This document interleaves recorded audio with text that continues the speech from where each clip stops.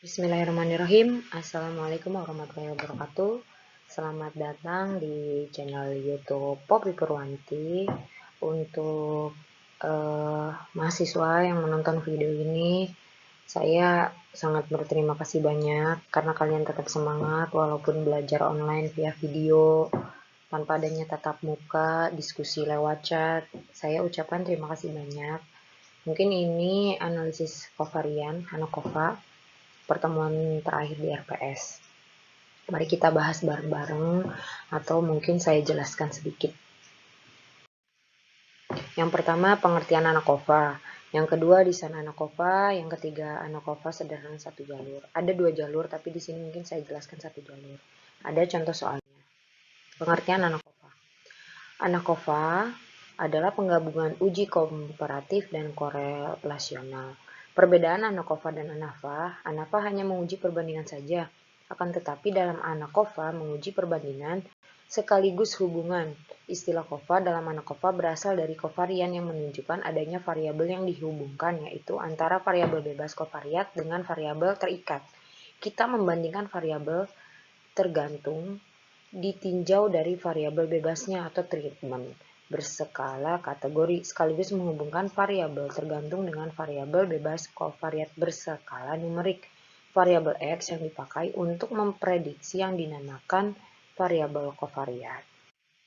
Nah, suatu variabel bebas berskala numerik merupakan variabel kovariat apabila memenuhi syarat berikut. Jadi kalau untuk ANOKOVA dilihat dulu variabelnya. Ya, nanti kita pakai ANOKOVA menghitungnya untuk sebagai apa. Variabel kovariat tidak berpengaruh oleh perlakuan atau treatment. Variabel kovariat diukur sebelum kegiatan perlakuan atau treatment. Pengaruh variabel kovariat terhadap variabel kriteria berpola linier. Variabel kovariat X berpengaruh secara nyata terhadap variabel kriteria atau tergantung Y. Variabel kovariat X terhadap variabel kriteria atau tergantung Y dapat dihilangkan atau dikontrol dengan pendekatan regresi. Desain penelitiannya. Jadi ini eksperimen. Membandingkan hasil post-test pada kelompok eksperimen dengan kelompok kontrol. Mengendalikan pengaruh dari pretest atau pengetahuan awal merupakan contoh dalam penelitian ANOKOVA. Yang paling sederhana ini ya. Nah, pretest random class control, pretest post-test. Nah, atau dapat dibuat desainnya dua kelompok perlakuan seperti ini. A1, XY1, A2, XY2. Nah, ini ya, seperti ini. Selanjutnya, atau untuk lebih memperjelas, ada tabel format analisis kovarian. Ini tabel penting. O1, O2, observasi variabel kovariat pretest. Ini harusnya O2, O3 dan O4. Observasi variabel tergantung atau kriteria post-test. T1 dan T2 kegiatan perlakuan atau treatment pada kelompok eksperimen dan kontrol. ANOKOVA terjadi apabila X kovariat mempunyai pengaruh terhadap Y. Ada pengurangan pengaruh X kovariat dengan regresi. Pada dasarnya ANOKOVA sama dengan ANAVA menggunakan model regresi linear untuk menghilangkan pengaruh variabel X yang lainnya terhadap variabel kriteria Y. Variabel lain itulah adalah kovariabel. Uji perbedaan rata-rata Y di kelompok 1 dan rata-rata Y di kelompok 2 dilakukan setelah menghilangkan pengaruh X terhadap Y. Kovariabel atau variabel yang mempengaruhi pengaruhnya dihilangkan dengan menggunakan regresi. Selanjutnya, rumus dasar ANOKOVA sama ya. Ada perbedaan tapi kalau dalam ANAVA hanya JK kuadrat sumber varian. Kalau ANOKOVA ada JK sumber varian, juga ada JP atau jumlah perkalian pada sumber varian. Sehingga perhitungan ANOKOVA dengan menghitung JK dan JP untuk berbagai sumber varian. Nah, ANOKOVA sederhana satu jalur ini contohnya. Ya. Regresi linear YA tambah BX, ya kan. Jadi ANOKOVA sederhana satu jalur yaitu ANOKOVA dengan satu variabel bebas kovariat X, satu variabel bebas kategori, atau treatment A dengan satu variabel tergantung atau kriteria Y. Dalam ANOKOVA dapat dianalisis seperti ini.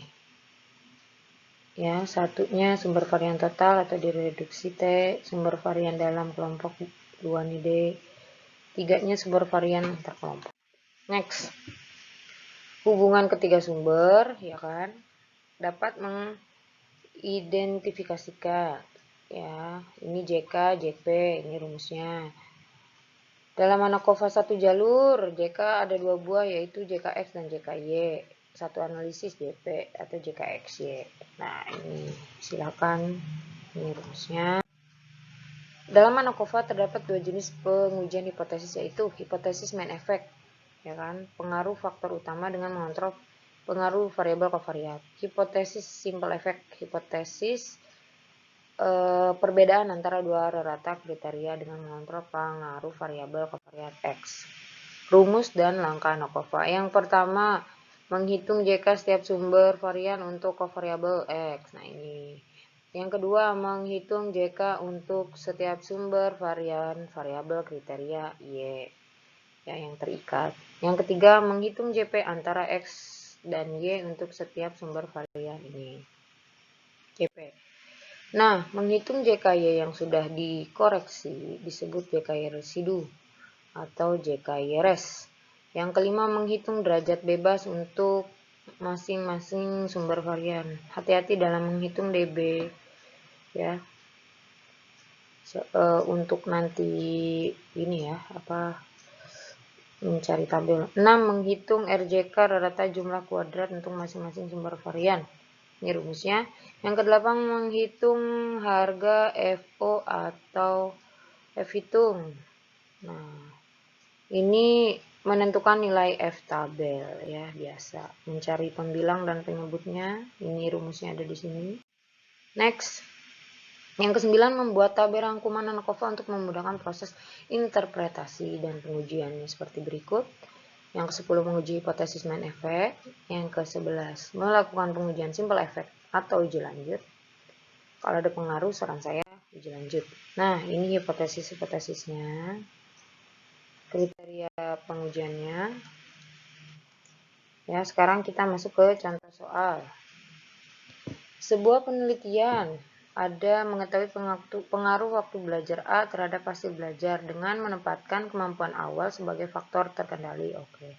Setelah comparable kemampuan awal dikendalikan, apakah perbedaan hasil belajar antara siswa yang diajar pada waktu sore, siang, dan waktu belajar pagi? Oke, ini hipotesisnya ya.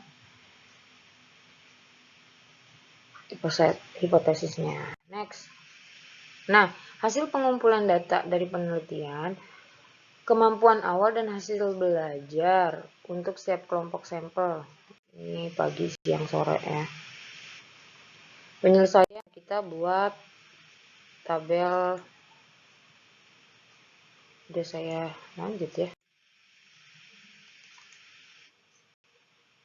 Nanti tinggal dihitung mengikuti rumus-rumus ini ya. Insya Allah saya kirim.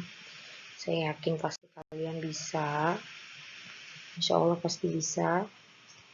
Saya nggak jelasin banyak, tapi saya yakin pasti kalian bisa kalau kalian baca pelan-pelan. Kalau ada yang tipe atau ada yang salah, silahkan kita kerjasama di grup ya, seperti biasa. Oke, thank you for attention. Saya mungkin ngejelasinnya nggak detail banget kayak di awal-awal, karena saya yakin pasti kalian bisa lah dalam perhitungan, asalkan mengikuti rumus yang benar gitu ya. Kalau ada pun rumus yang sekiranya ada tipe atau salah, biasanya diskusi gitu kan, Bu, perbaikan rumusnya di sini gitu kan. Oke, fine. Saya sangat menghargai mahasiswa yang kritis atau yang sekiranya bertanya secara wajar, ya, itu pasti akan saya tanggapi dengan baik. Ibu sekalian mungkin ya minta maaf kalau misalnya ada salah-salah. Terus juga mungkin di pikiran kalian, ya ampun statistik begini banget ya. Wajar, karena kalau dalam perkuliahan itu statistik dasar ini penting gitu untuk semua ya, semua jurusan mungkin ini penting banget. Dan ibu juga terima kasih banyak untuk kalian yang sudah mengumpulkan beberapa tugas terstruktur, mengerjakan UTS, dan nanti mungkin sebentar lagi akan UAS. Jadi persiapkan, karena nanti juga saya nggak tahu kelanjutannya bagaimana, apakah akan tetap muka atau nanti UASnya online. Ibu harapkan kalian dapat mengerjakan dengan sebaik-baiknya. Terima kasih banyak. Mohon maaf dari saya. Wassalamualaikum warahmatullahi wabarakatuh. Terima kasih.